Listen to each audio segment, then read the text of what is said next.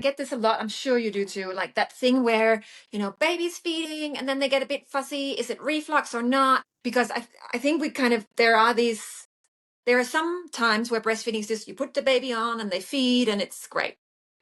And then pretty much all of us will have times where the baby's feeding and it's not great and they're a bit upset, or they might have a little something cry, whether that's reflux or whatever it is.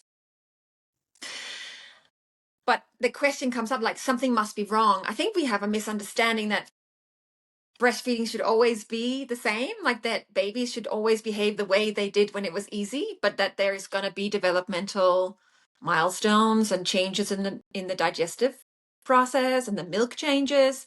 So we get surprised that our babies are not always easy. So that was a big question I got. And I always get, in terms of like, is this normal? And then they film it. I don't know if you get that too, but they film the baby, they're feeding, and then baby's doing something, whether that's arching back and screaming or not wanting, but kind of wanting the breast. And I'm like, yeah, that looks like a normal baby having a shitty day. And I think just even this idea that normal is the same, normal is consistent. Like if we think about how we eat, our daily food patterns are so different. Our weekly food patterns are different. Sometimes we go out for a big meal, sometimes we graze. There's an emotional element for a lot of us with food and eating, and what we want to eat and how we want to eat. And it's obviously kind of this residual idea from the last sort of 100 years, this idea that babies should be on some kind of schedule. Formula in a tin is a consistent amount, and even that, like breastfed babies, you can't overfeed them. So you just keep feeding them, and the worst that's going to happen is going to be overfull and then potentially vomit a bit because their stomach's full. But the way they lay down fat is so different as well. So that even those, those beautiful, gloriously like chunky breastfed babies, it's all brown fat, which is the healthiest kind of fat we can lay down. It's not this white fat like we as grown-ups and bigger people have, which is really unhealthy for our body. And it's definitely a lot of misunderstanding about that. And I can see how it just harkens back from that time of like, well, you put the baby down at here, this time, you pick it up at this time, you give it this many mils of milk, and then it's going to sleep for X amount of time. And I've never met that baby. No, me neither. Well, actually, my first one was a bit like that. So because my first one did that without me knowing, I had not read any of the books back then. I just was like, oh, she does this thing and then she does that other thing and she sleeps and then she wakes up and feeds, and there was a bit of a rhythm. And then someone told me about one of the books out there and I read it and I was like, oh, my baby's like that. And so had I not had subsequent children, I would have believed that I was like the baby whisperer and I knew everything about babies. I'm so glad that I had more babies and realized that it was just pure luck.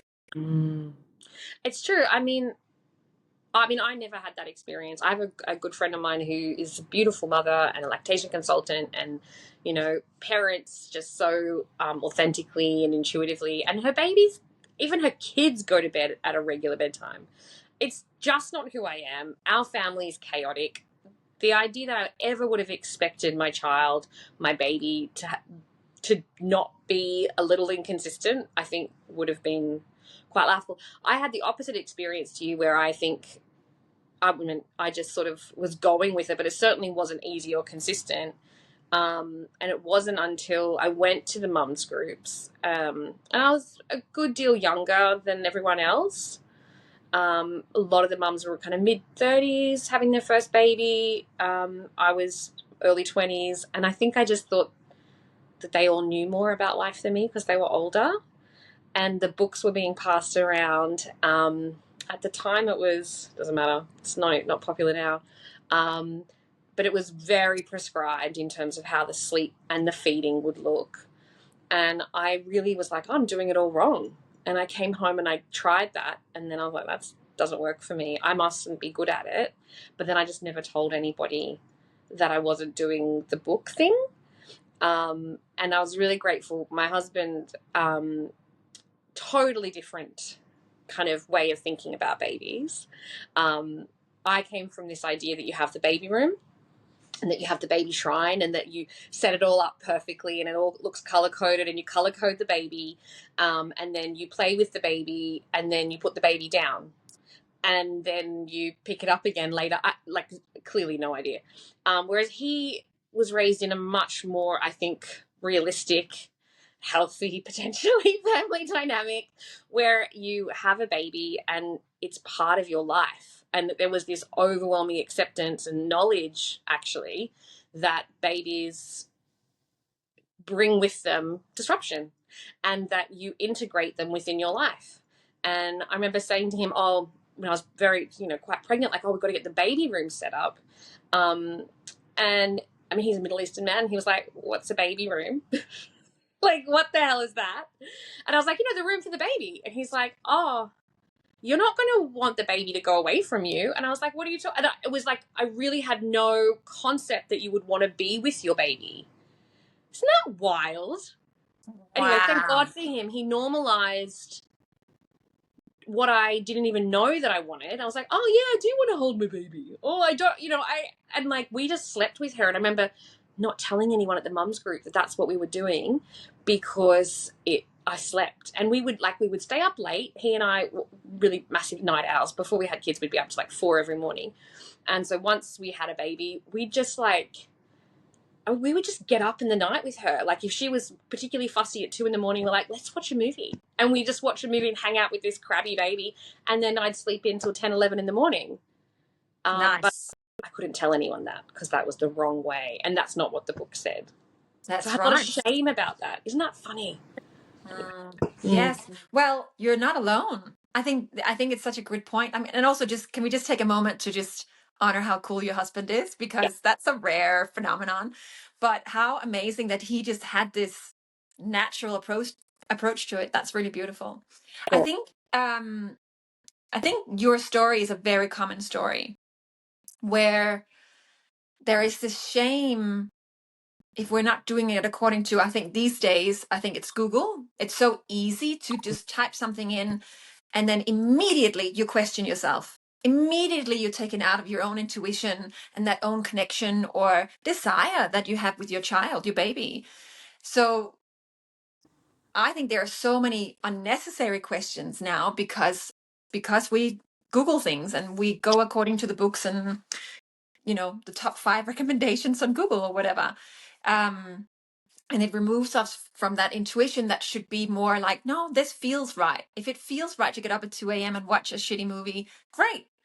If you want to do it in another way, you should. But it's this thing of the self-doubt, I think, is really, really unhelpful because you're already sleep deprived.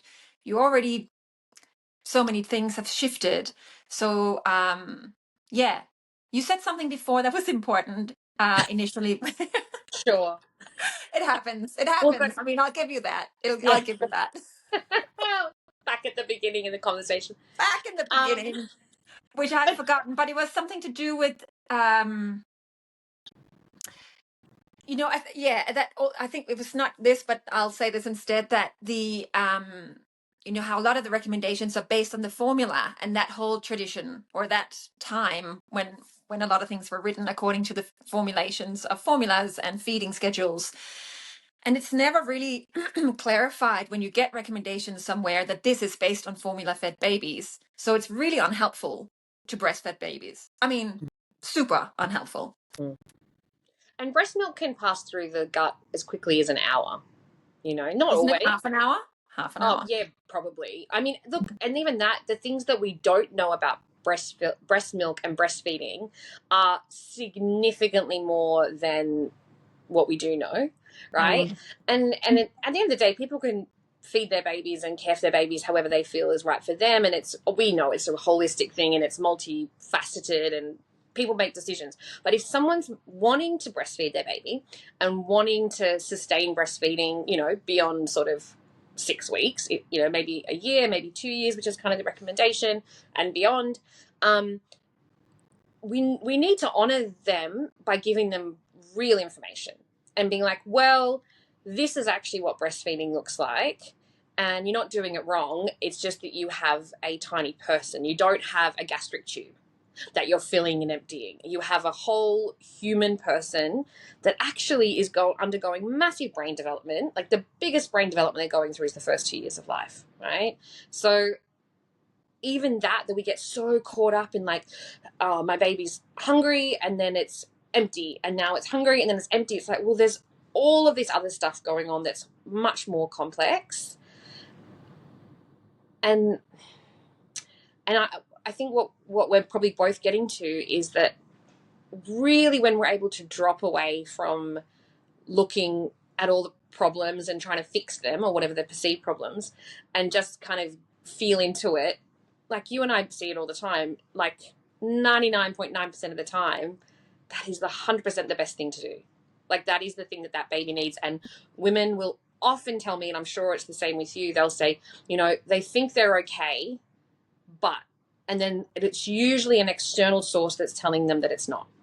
Just That's like right. what happened to me. Yeah. Yeah, it's so true.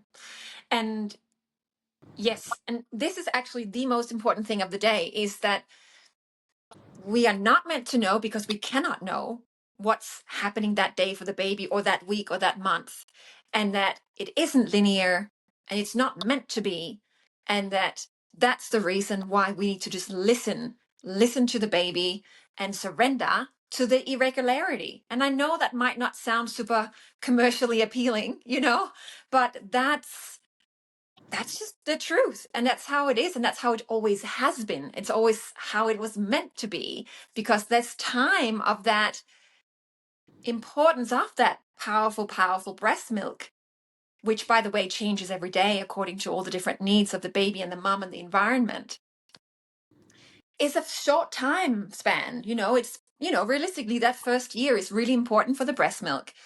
Not to say that longer isn't also super beneficial, and but it's more just that we are meant to surrender to that little window of life and fully accept that we have very little control.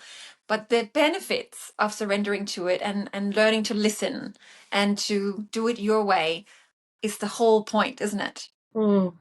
And it's just, it's meant to, well, no, I won't say it's meant to be fun, but I mean, I think that it can be. I mean, I guess I can speak for myself, and maybe for the women that I've cared for, there tends to be an overarching theme of, like,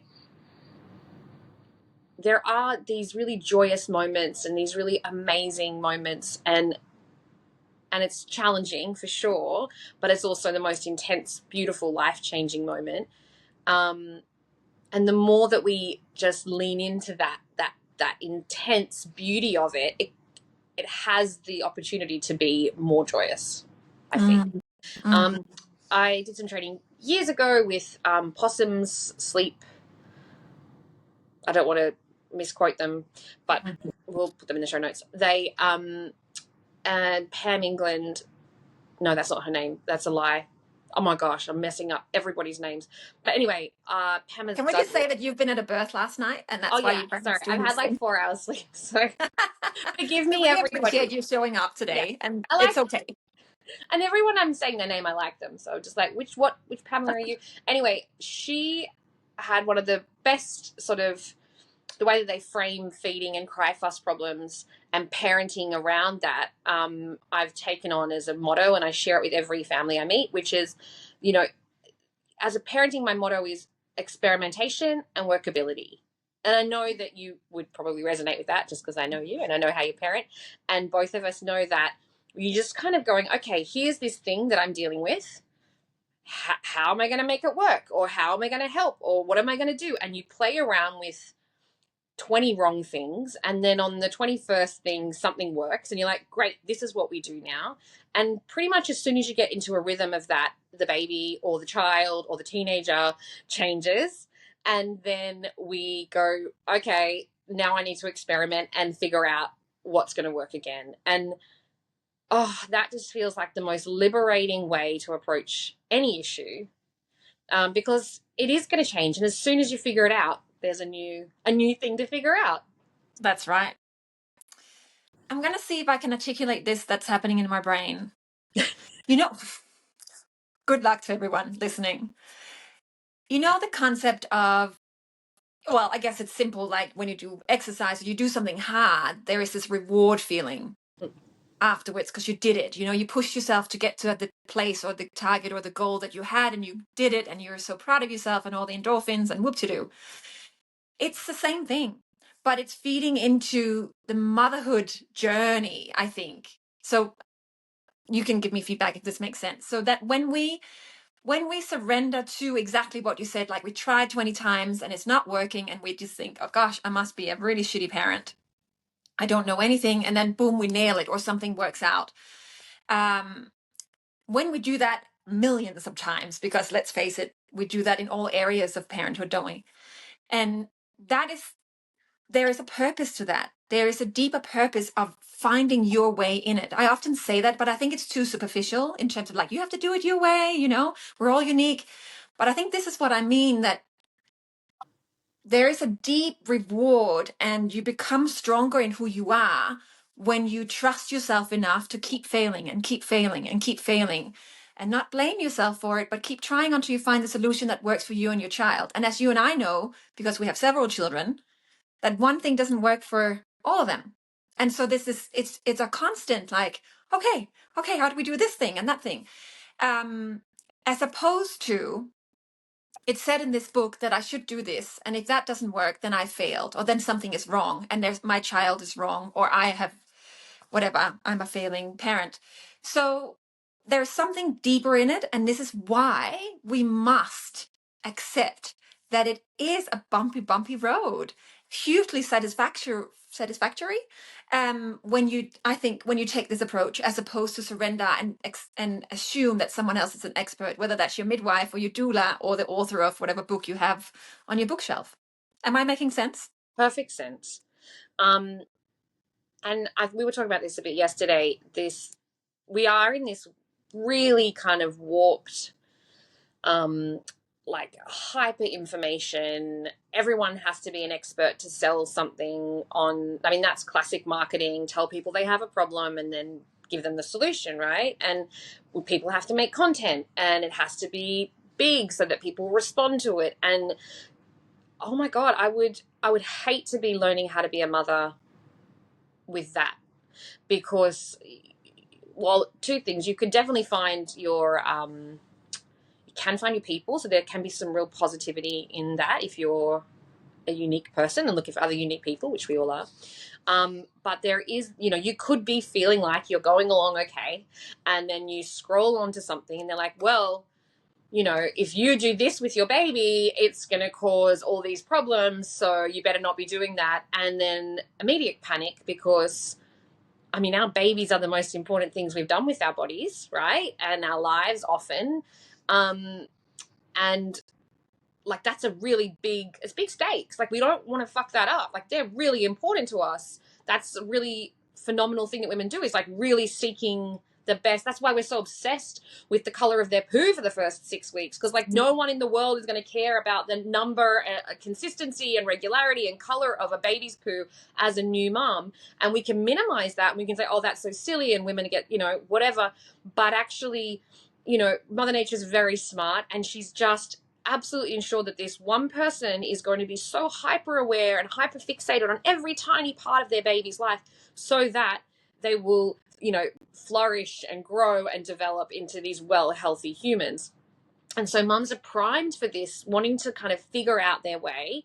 And then there's just always someone telling them there's this magic formula, there's this magic trick, you can just do it a little bit better. And that's the positive, right? And the negative is, if you do this wrong, you're bad and evil and terrible, or that you're going to fail, or somehow your baby is going to be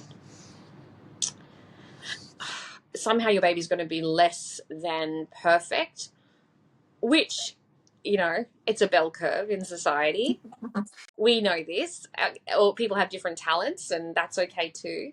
But even that they may not reach their perfect, or whatever their full potential is, that would exhaust me. I would be, my nature, I think I would have been really overwhelmed by that if I was learning how to be a mother Today. 2024, 2025. Yeah, yeah, Mm.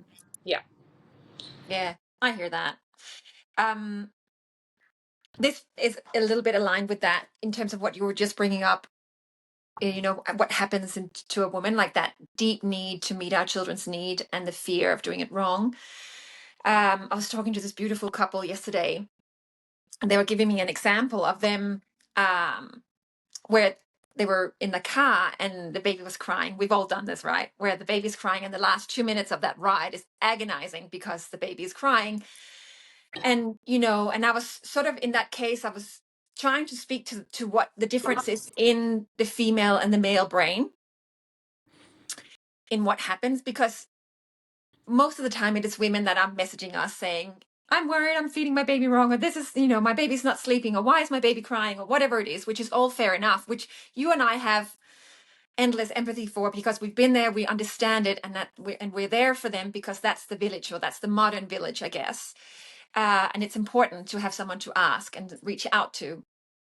But what happens is that we, like you said, Mother Nature was smart. Like, she made these biological mothers hyper sensitive to their baby's needs and cries, so that we take action all the time, 24/7, to keep the babies alive. That's how primal it is. Now in today's society it looks a little bit different, but that's what it is. And that's why it's such a strong urge that it makes us cry when our babies cry, if we can't fix it.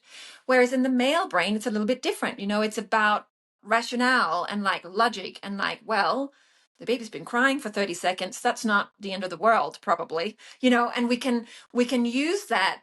It's similar to your story with you and your husband, with your firstborn, that he had this like other perspective, and we can lean into each other and be that team. So it's in all areas of it. I don't know why I said all this, but it just popped into my mind. Well, I think I think what we're both saying, I think, is that it isn't just one thing.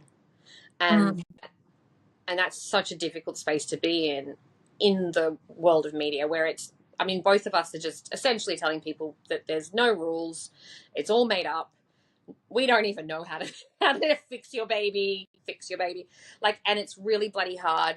And the best friends and the best community and village you have are the people who are like, oh, that's really hard.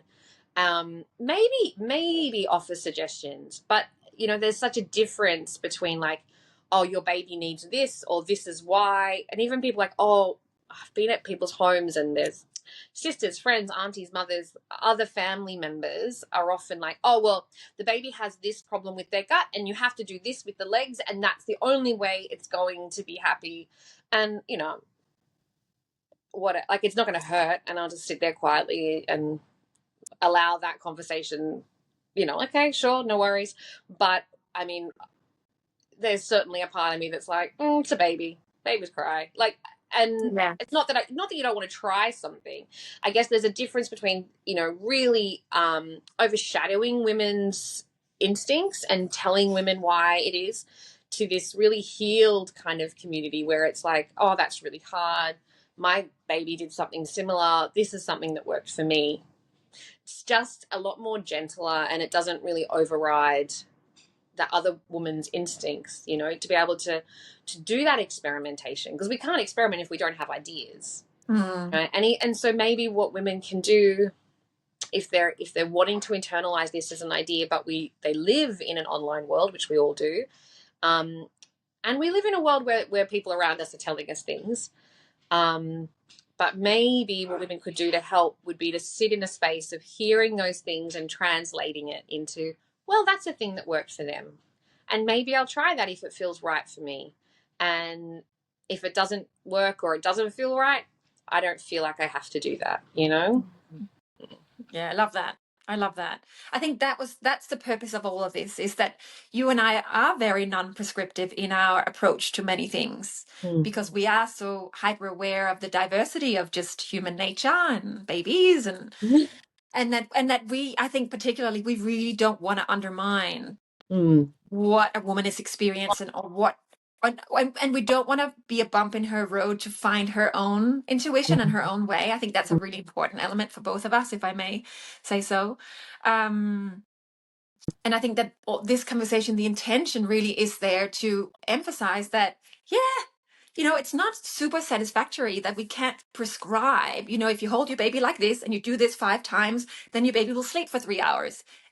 Sorry, and I think that has to be normalized. Let's normalize that.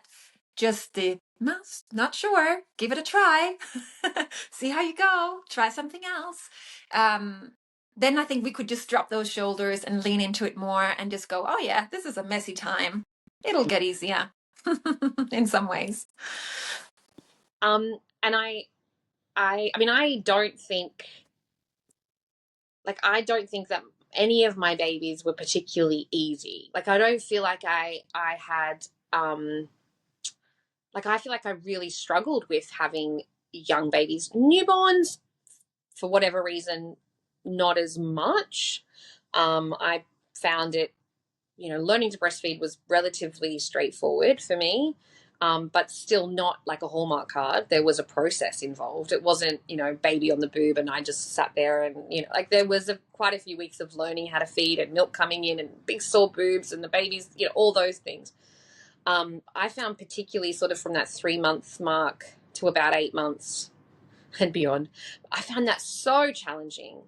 And I think for me it was, the sheen had really worn off. Like, I love my babies.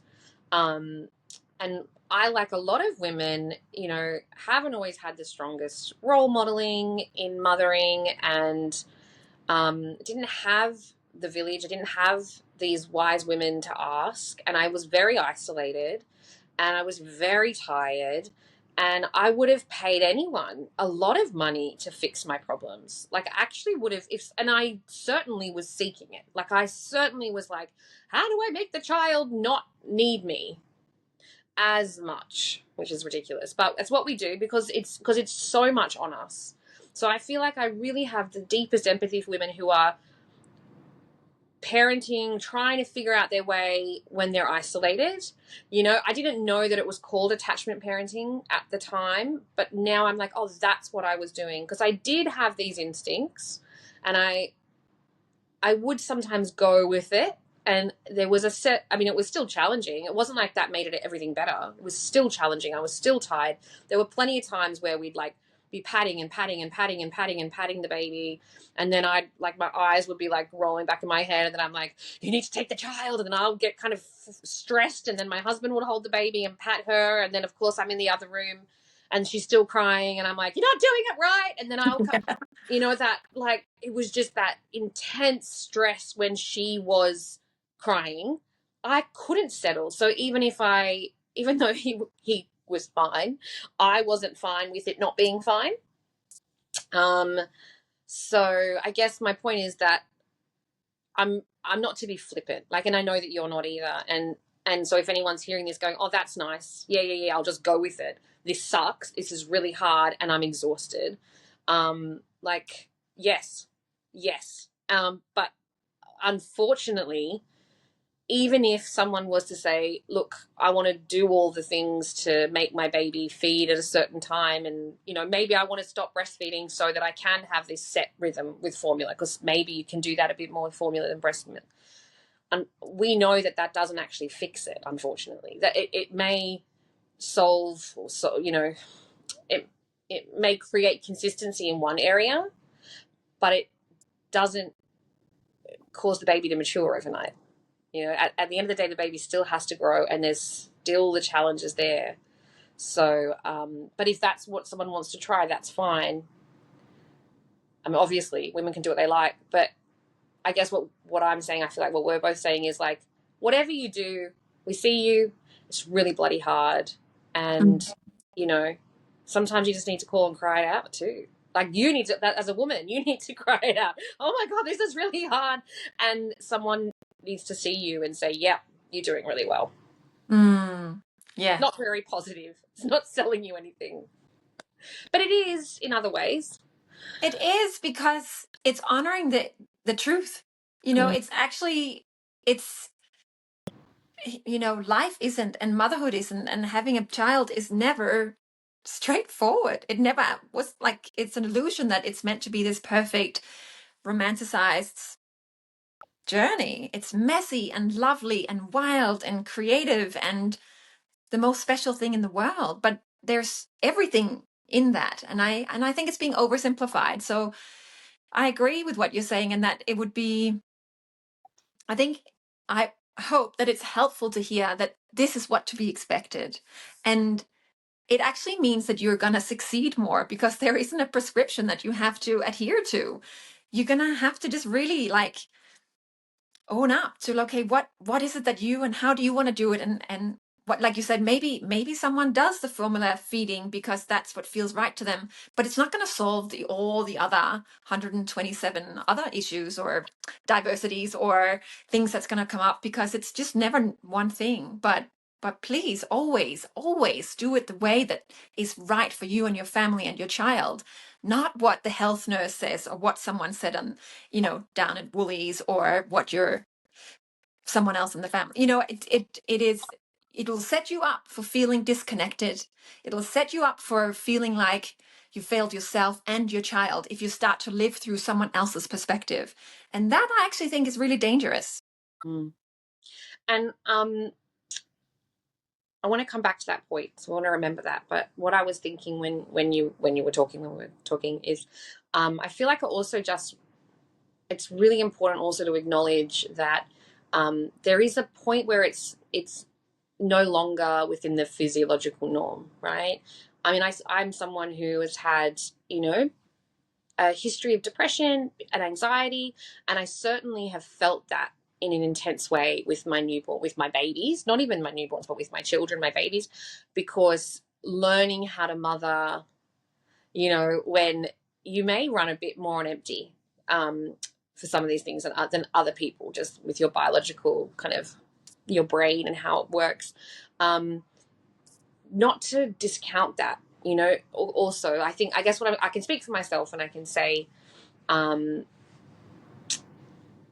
that there were times that were really, really hard, and I didn't seek help at the time, and only now as my kids are older, I'm like, oh, I think I was depressed. I actually think that, because I would be angry, and now as a midwife, I've learned that postnatal depression and anxiety can present as rage in new mothers, really, really, really angry and stressed and touched out. And now I look back on that time and I'm like, oh, well, that might have made it easier, and not to feel. And it wasn't even shame. Like, I don't, I'm happy to talk pretty openly about my experiences, because I think it's just so bloody common, and we're at a point where we don't need to have any shame about things like mental health. But it just didn't really cross my mind that it was so hard, and that part of it might have been that I could help myself to feel okay with, like that the situation may not change, but I may be able to navigate it and not feel quite so shit all the time. So if I guess, if someone is out there feeling these feelings really deeply and they're hanging around for a couple of weeks, it just doesn't feel like you can enjoy the same things that you usually can, or, like that, I'd go check it out. See if that's also part of the whole kind of sphere of what you're experiencing.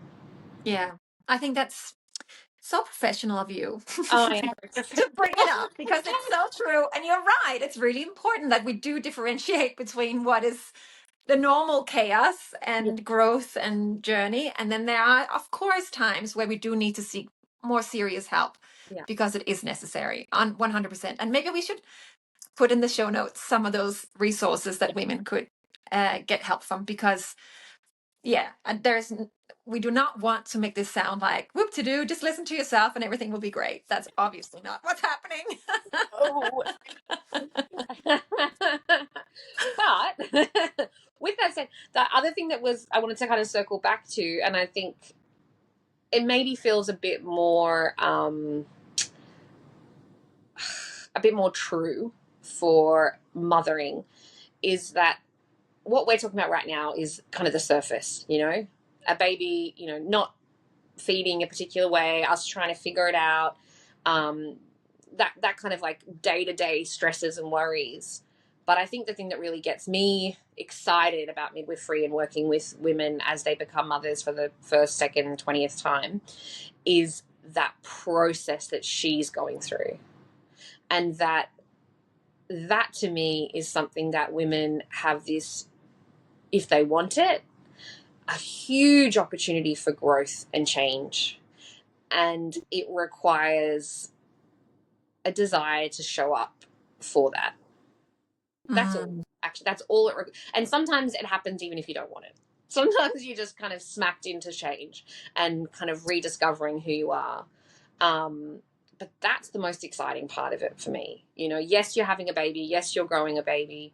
But also you get to be this, I won't say a different person because it's you, but it's these parts of you that you maybe haven't really been able to flex until you've hit that mothering space, and it might be with your first baby. And sometimes it's a few kids down the line before you really, you know, get your mothering raw on. And as a human woman, you get to really explore different parts of you that maybe you've kept a little bit suppressed because that serves you and it keeps people happy around you or makes you feel like you can cope through the world without causing, you know, stress or worry or problems. And then you get to the point we are where we've got a few kids and teenagers and we're like, yes, let's just be as difficult as possible. And it's a lot more fun. Yeah. But you and I has just, you know, we have done a lot of work in this area. And maybe we met in a phase in our lives where we were starting to just noticing that bubbling happening. And we've really met each other there in terms of just like really seeing that in each other, and that there's a whole other level of womanness and wildness and motherness that has come through in a, I think, really profound way. There is that beautiful saying when, yes, you're giving birth to your baby, but you're also birthing a new version of yourself. And I really love it because it's true. And I think every time we give birth, there is a new version coming. And it would be so lovely if we were open for that, and that, yes, the old version you is always there. That's the backdrop. But there is another layer being born every time. And if we embrace that and really honor it, it is so awesome to see these women emerging. And I think you and I have the privilege often to follow these women and see, you know, the stirrings and the bubblings of these really profoundly additional versions of them that are coming through. And it's so amazing. It's so amazing. Yeah. It's the best, actually. It is. And I think I would say that I'm probably a much messier version of myself. I'm not as neat. I'm not as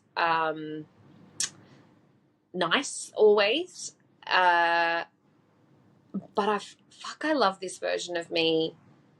And a lot more than, you know, the one that I started out with, because it's just a lot of shedding, isn't it? It's a lot of shedding of bits and pieces that don't really serve me.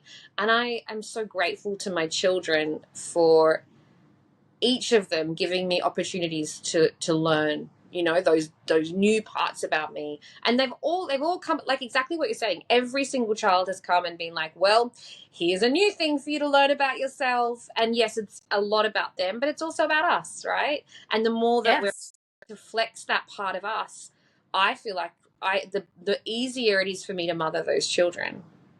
And watching them now, my girls are, you know, I've got one who's a grown-up apparently, and that's so weird to me. And watching them reflect that back, it's so amazing. I'm like, yes. And I can see how they've helped shape me into this, I think, a little bit more, a little bit wilder, potentially, version of myself. And now watching them reflect back that wildness, it's so great. And I'm so grateful for it, because my girls they do not take shit. Like I want to be them when I grow up. Like they're so cool. And so I'm like, oh, I see now. So they shape me into the mother that I can be for them. And then I'm able to turn up and show up for them as that mother, so they can then be this really strong, amazing woman. And it's just, yeah, feels so beautiful and cyclic. Mic drop. And that's it for today. We're done. Spin it. I hear you, sister. Yeah. Yes to all of that. Yes. Yeah. I think it is probably the thing I love the most about this motherhood journey. And yes, we have a bit of, we have time to reflect on in terms of, we're not in the first year of motherhood. Yeah. We're down the track now. But it's exactly that, because again, you and I have had to really face some things in ourselves where we've had to shed some elements that no longer serve, that doesn't serve our children, our daughters, in that those things that were there in the past, we don't want to pass them on. Yeah. And to do that is really brave. It's really hard. It's really messy and wild to kind of emerge into this more raw and wild version of ourselves. But when we then see that because like you say, our kids will not take shit. And so I think they will reflect right back at us if we were pretending, if we were like taking on a persona and like, here I am, this is the new version, this is great. They would be like, I smell bullshit. But what's happening in our lives is very much this deep authenticity. And they are loving it. And I think we're having similar experiences in that, I'm so proud to see that my children are proud of their mother, and they are embracing it for themselves, and that new version, that more healed version of me that is emerging. And it's a journey, I acknowledge, is serving them better than what was there before. But it could never have happened without them. I would never have done this, I don't think, if I had not become a mum to these different children. So it's these blessings of the children that causes this.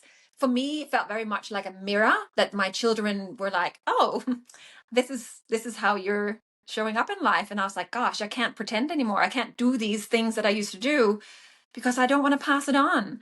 So really, really wild and raw, but the most beautiful thing to be on this journey with these very cool children.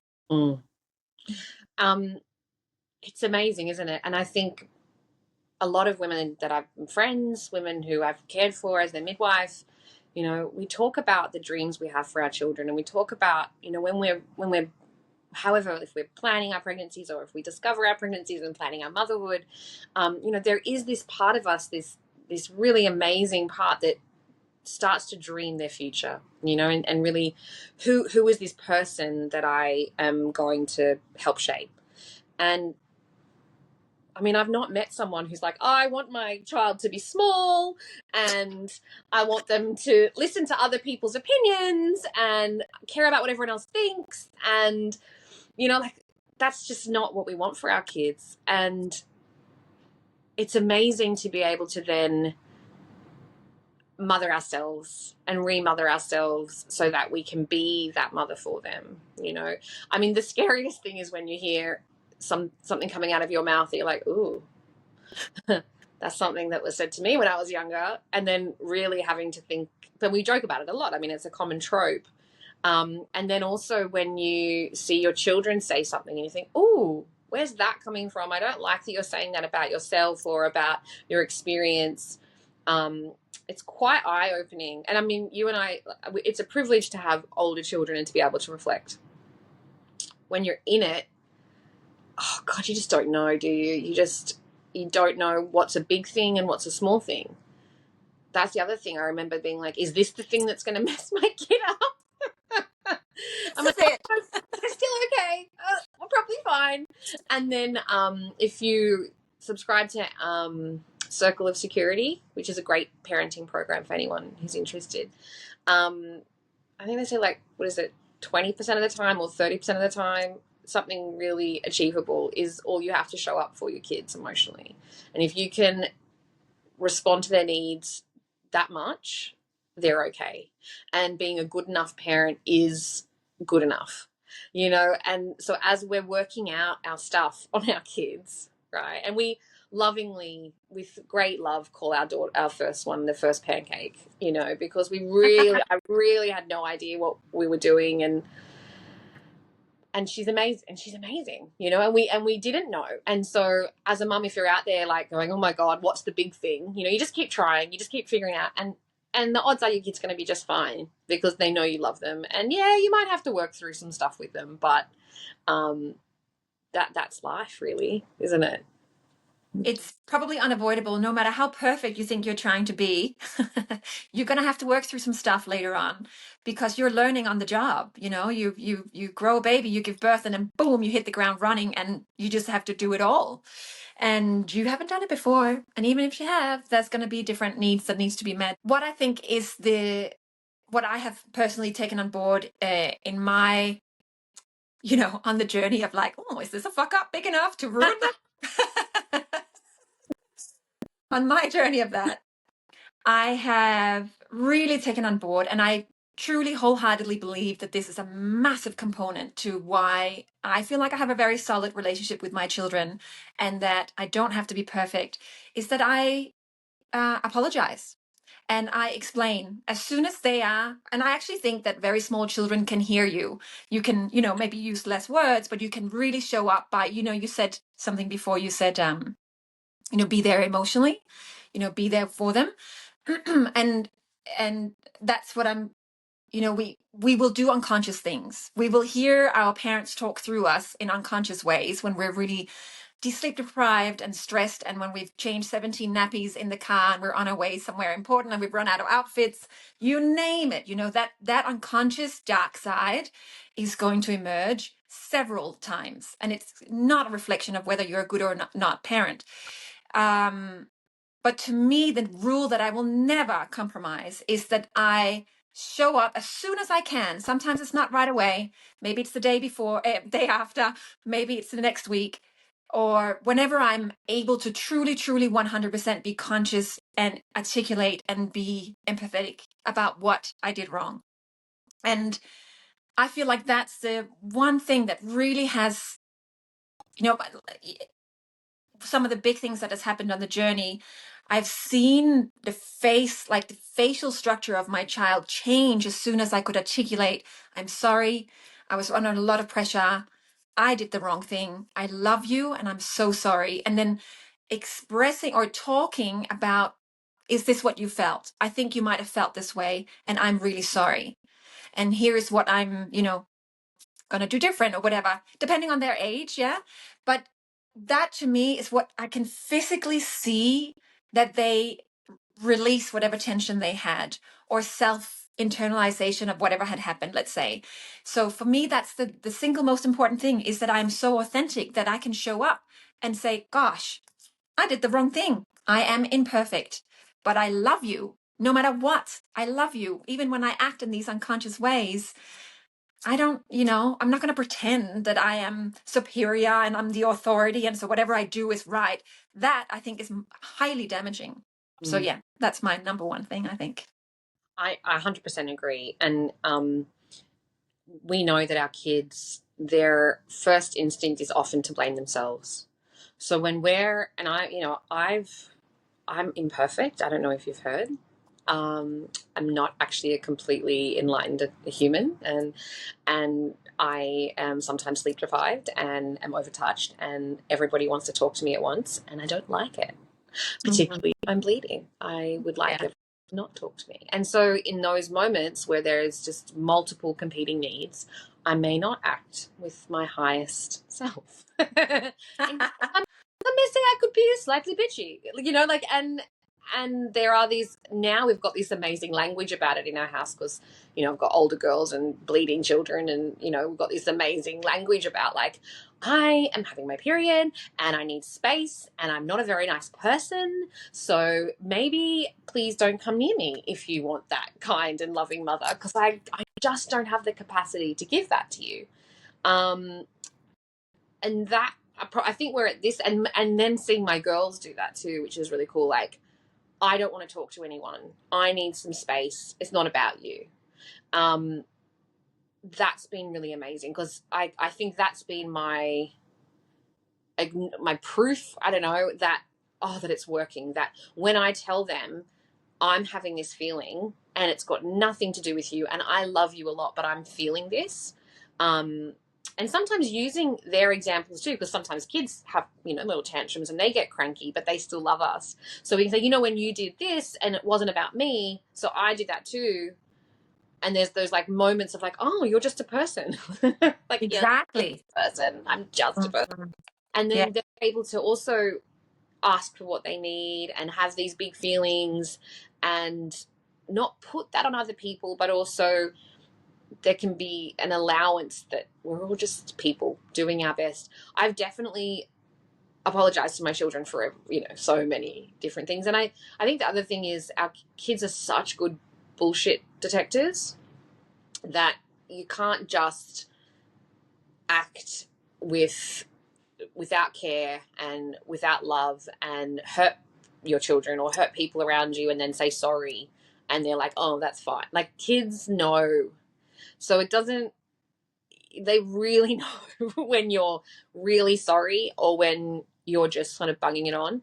And I agree with you, when your kids hear you say, hey, I just yelled, or I just was really impatient, or, I haven't given you the time that you need today, whatever it is.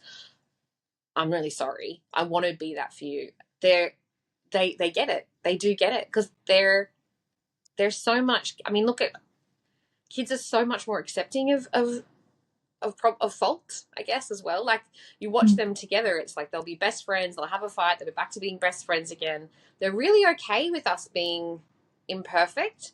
But what you were saying is true. When you stand above that, like, well, I have to be this perfect parent, so I can't apologize to them because then I won't have authority or something. Like, oh, what a wank. Like, it's just not true.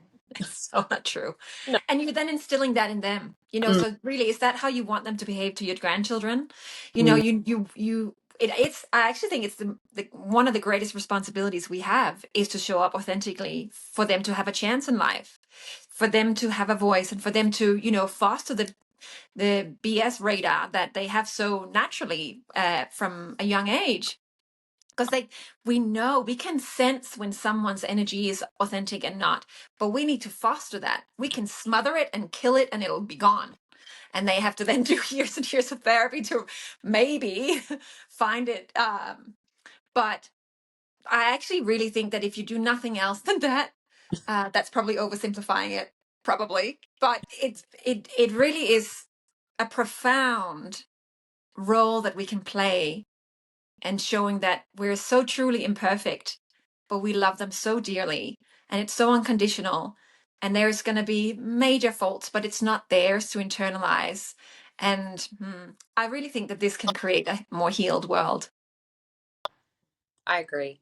I think it's funny that I think that the term parenting wasn't really coined as a verb until like maybe the 70s, That makes sense. right? Maybe even later, but like before that we just had kids. It's true. And then we've definitely gone through a period of like hyper parenting, and needing to be the perfect parents to raise our children. Um, I am excited. I feel like there's been a bit of a shift in that lately with the families I'm speaking to. Kind of pulling back into this space of we're just people who are doing our very best to show up for our children, and we're gonna be there for them. We're gonna care and love them and respond as best we can. But there will be times that we can't, and hopefully you have a partner or a village or people to pick up the slack as well, because that's how it's meant to go, right? And if we don't, your kids know that.